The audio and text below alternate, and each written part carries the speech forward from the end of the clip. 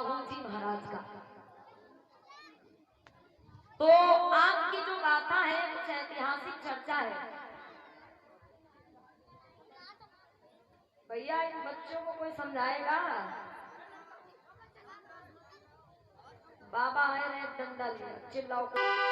आरक्षण के जनक छत्रपति साहू जी महाराज, जिनके दादाजी का नाम था वीर शिवाजी महाराज। वीर शिवाजी महाराज जिनका राज तिलक कैसे हुआ, सन 1950 के पहले की जो व्यवस्था थी मेरे भाई, वो व्यवस्था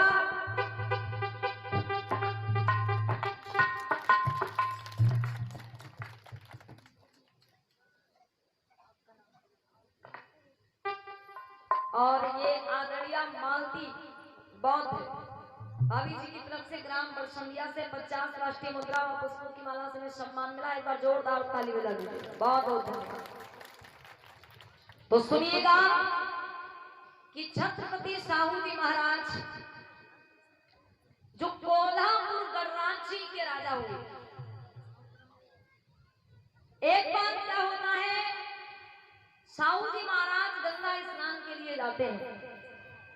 तो उस समय की व्यवस्था थी, कोई भी राजा हो, हर राजा के पास एक पुरोहित जरूर होता था। तो जब महाराज छत्रपति साहू जी महाराज गंगा स्नान के लिए गए, तो उनका जो पुरोहित था, उस समय का रिवाज होगा कि कोई राजा जब गंगा में स्नान करता है, कोई राजा जब गंगा में स्नान करेगा, तो उस समय वेद मंत्र का उच्चारण किया जाएगा। उसके पुरोहित के द्वारा वेद मंत्र का उच्चारण किया जाएगा। लेकिन छत्रपति साहू जी महाराज जब गंगा स्नान कर रहे हैं, तो उनका जो पुरोहित है वो वेद मंत्र नहीं बल्कि पुराणों के मंत्र का उच्चारण कर रहा है। साहू जी महाराज बोल पड़े कि पुरोहित जी एक बात बताइए, कोई राजा जब गंगा स्नान करता है तो उस राजा के गंगा स्नान के समय वेद मंत्र उच्चारण किया जाता है और आप पुराणों के मंत्र पढ़ रहे हो, क्या मतलब? तो पुरोहित बोल पड़ा कि देखिए महाराज, आप नाराज मत होना। राजा, कोई राजा जब गंगा स्नान करता है तो उस स्नान के समय वेद मंत्र का उच्चारण तो किया जाता है, लेकिन कौन राजा कि गंगा स्नान के समय वेद मंत्र का उच्चारण किया जाता है? जब वो राजा क्षत्रिय हो। और महाराज, आप राजा तो है, लेकिन आप कुर्मी जाति में जन्मे हैं, इसलिए वर्ण व्यवस्था के अनुसार आप शूद्र हैं। उस पुरोहित ने क्या कहा था कि आप कुर्मी जाति में जन्मे हैं, इसलिए वर्ण व्यवस्था के अनुसार आप शूद्र हैं। और वेद मंत्र का उच्चारण क्षत्रिय राजा के गंगा स्नान के समय किया जाता है, कोई शूद्र की गंगा स्नान के समय नहीं। छत्रपति साहू जी महाराज को ये बात बहुत बुरी लगी, उन्हें बहुत दुख हुआ मेरे भाई, लेकिन कर भी क्या सकते थे। तो जब उनके बड़े बुजुर्ग लोगों ने साहू जी महाराज को दुखी देखा तो बोले, महाराज आप दुखी क्यों हो रहे? अरे आपके लिए तो एक बात बोली गई है, लेकिन आपके बाबा वीर शिवाजी महाराज का जब राज तिलक हुआ था तो कैसे हुआ था, आज वो कुछ बड़े बुजुर्ग बताने लगे हैं साहू जी महाराज। तो आइए आप लोगों को भी ये झांकी के माध्यम से हम दर्शाएंगे, दिखाएंगे कि वीर शिवाजी महाराज का राज तिलक कैसे हुआ। आइए सुनते हैं बड़ी ऐतिहासिक गाथा।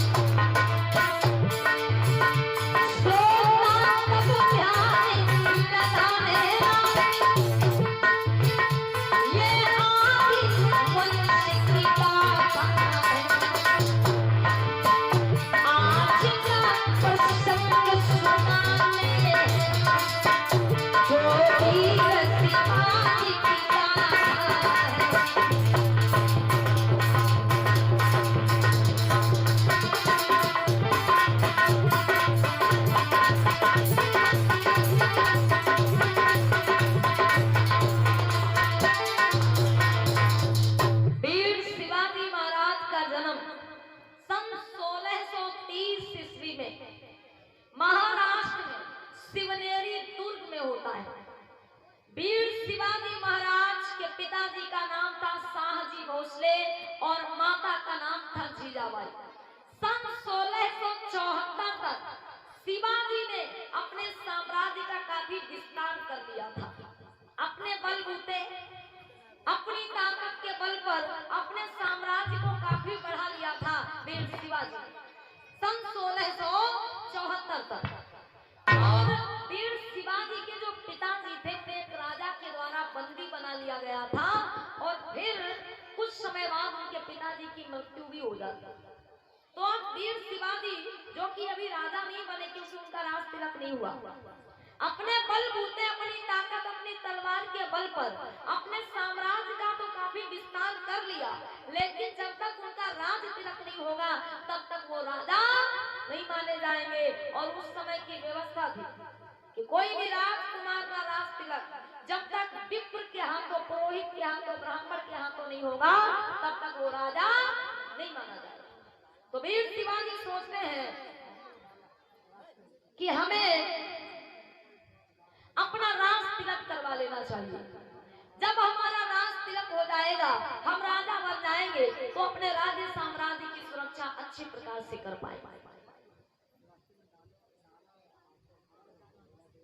और भैया इधर रास्ते में कोई डाला ऑटो खड़ा हुआ है, 2-3 गाड़ियां रास्ते में खड़ी हैं, तो जरा हमें साइड कर ले भैया, कुछ लोगों को निकालना है अपने बाहर।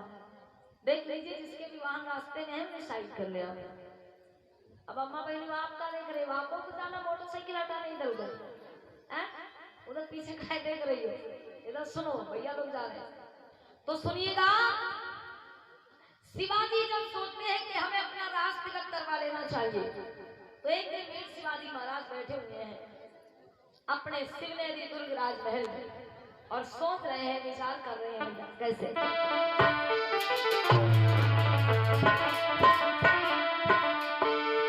किया पता था बढ़े